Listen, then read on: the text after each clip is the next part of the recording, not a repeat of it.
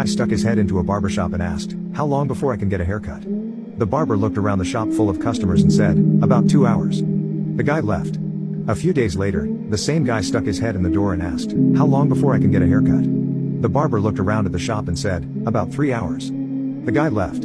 A week later, the same guy stuck his head in the shop and asked, "How long before I can get a haircut?" The barber looked around the shop and said, "About an hour and a half." The guy left. The barber turned to his friend and said, "Hey, Bob, do me a favor, follow him and see where he goes. He keeps asking how long he has to wait for a haircut, but he never comes back." A little while later, Bob returned to the shop, laughing hysterically. The barber asked, "So, where does he go when he leaves?" Bob looked up, wiped the tears from his eyes and said, "Your house."